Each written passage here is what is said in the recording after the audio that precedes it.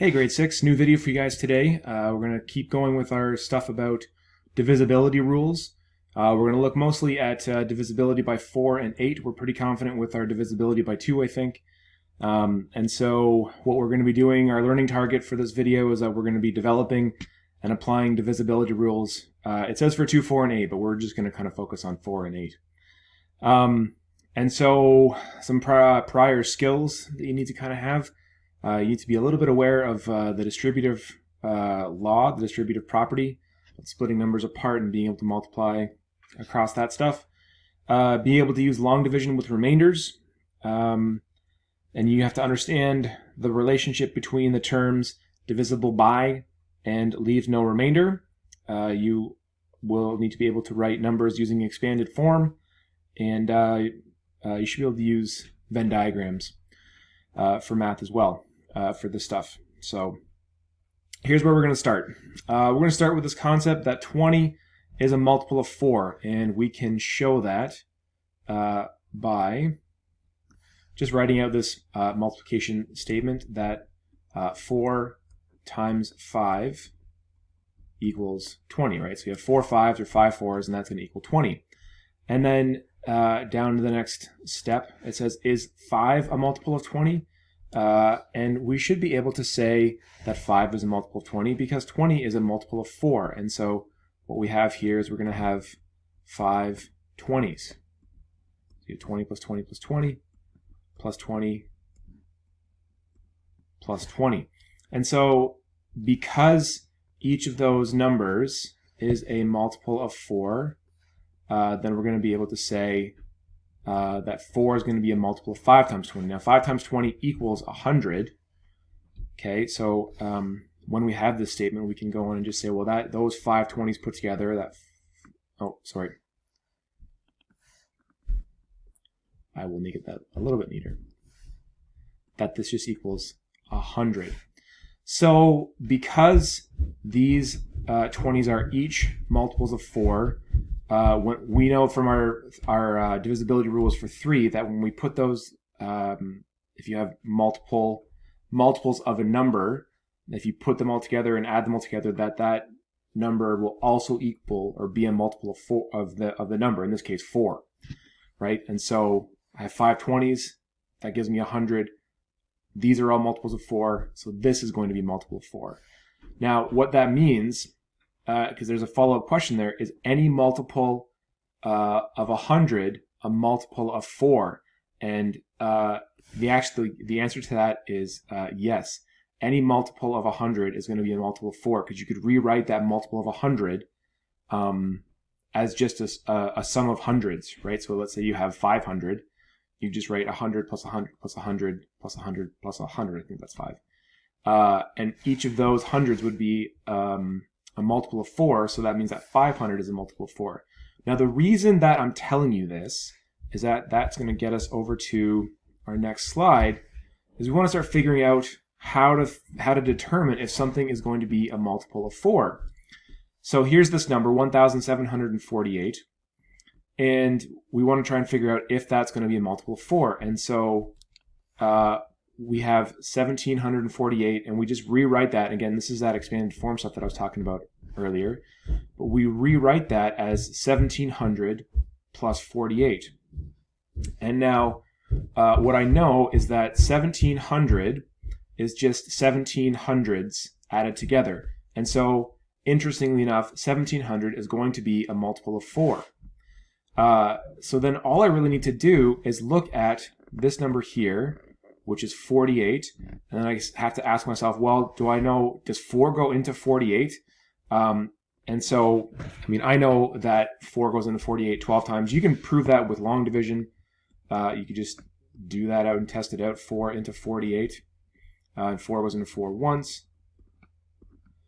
No remainder, bring down the 8. 4 goes into 8 twice, and then that's 8 with no remainder. And so you can just prove that 4 goes into 48. So because I know that any multiple of 100 is going to be a multiple of 4, and I know that 48 is a multiple of 4, then I can say that this whole number, 1,748, is a multiple of 4. Now, multiple of 4. All right. So some more checking. I want to know if 358 is a multiple of 4. Well, I know that using expanded form, I could rewrite 358 as 300 plus 58. Now, I know that 300 is a multiple of 4 because it's also a multiple of 100. And so I got to figure out if 4 fits into 58. And again, you can use long division to figure that one out. I don't think it's going to work. 4 only fits into 5 once, with 1 left over, and 18. And 4 goes into 18 4 times, so that's 16 with 2 left over. And because there is a remainder, right, 58 is not divisible by 4, or in other words, 58 is not a multiple of 4. And so 358 is not a multiple of 4. What about something like 1142? Well, I'm going to rewrite this as 1100 plus 42. I know that 1100 is going to be a multiple of 4 because it's a multiple of 100. And actually, just by looking at 42, I know that 4 is not going to fit in. The closest multiple, if you want to prove it out with long division, 4 into 42, that goes once, one left over, sorry.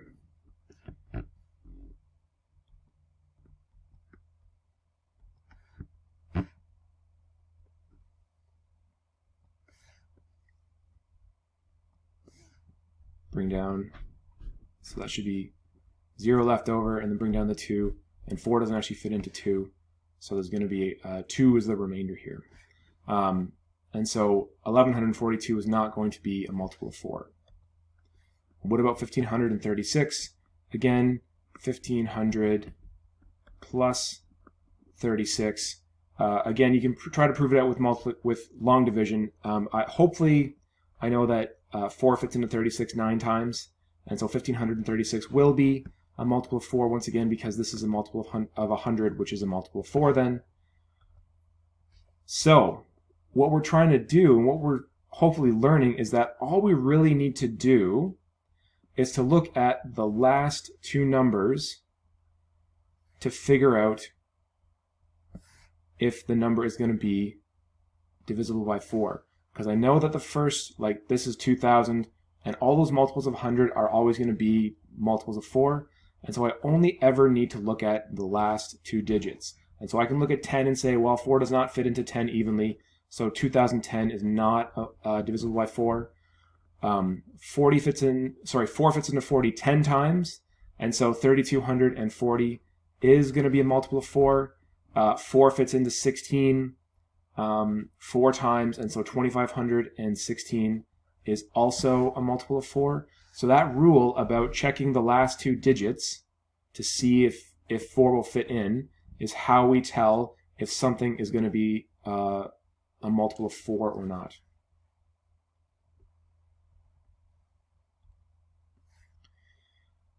Now, the next part of this, now that we have our divisibility rule by 4, is we can start looking at divisibility by 8. And so a little clue or a little hint is we can say, well, I know that 1,000 is going to be divisible by 8. And again, I can look at this. I should probably lower that down just a wee bit. Let's try that one again.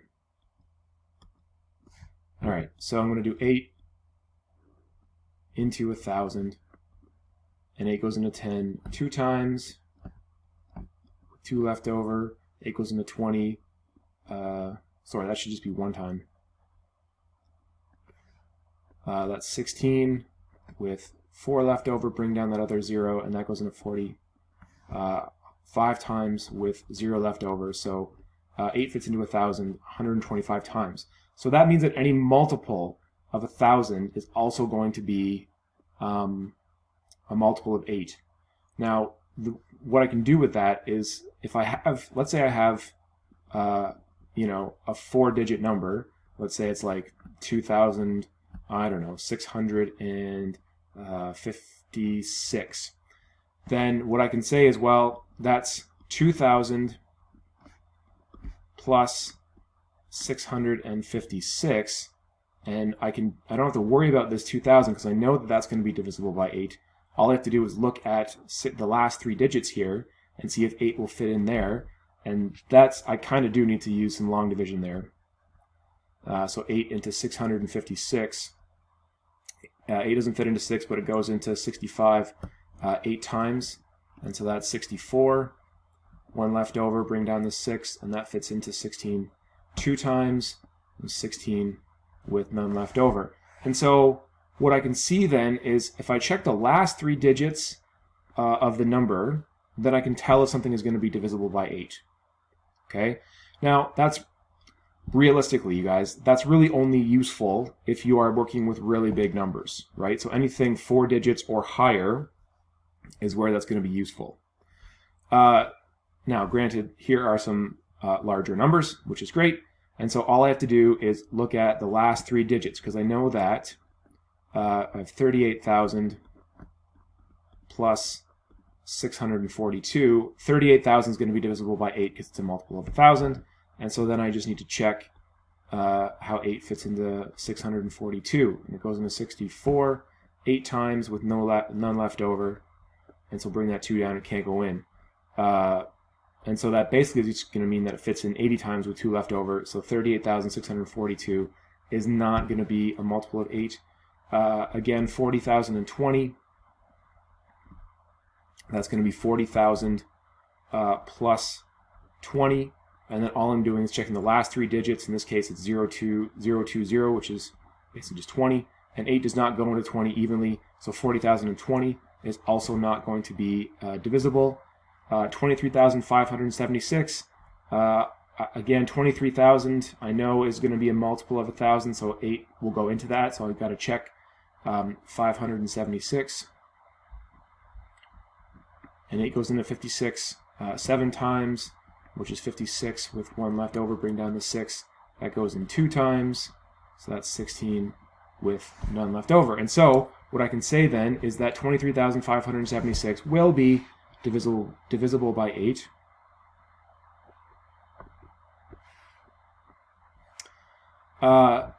So again, I have a couple other options here. I'm actually going to skip over this one. You can pause it and practice these on your own if you would like. I just want to look at, because I said a few minutes ago that figuring out divisibility by 8 is really useful in numbers that are larger than larger than 3 digits, so anything in the thousands. When you get these 3-digit numbers, if you want to try to check a simpler number, what we can remember is that 200 is divisible by 8. So if we use expanded form and say, well, 742, that's the same as 600 plus 142, right? I know that 8 will fit into 600, so then I have to check a smaller number. And so I can do 8 into 142 to check if it's going to be divisible by 8. So 8 goes into 14 once, 6 left over, bring down the 2. That goes in 7 times, which is 56, which leaves us with 6. So because that's got a remainder, then 742 is not going to be divisible by 8. For 900, I would say, well, that's 800 plus 168. And then I can check over here, put 8 into 168. Hopefully I can just look at that and know that's 21, because 8 fits into 16 2 times with none left over, and then 8 fits into 8 1 time, also with none left over. So 968 will indeed be a multiple of 8.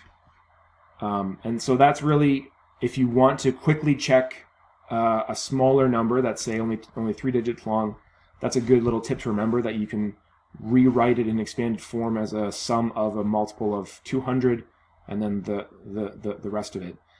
Guys, that's all for this video. I'm going to ask that you work on the NS 7-16 in the sheet on the workbook. And thanks for watching, and have yourself a great day.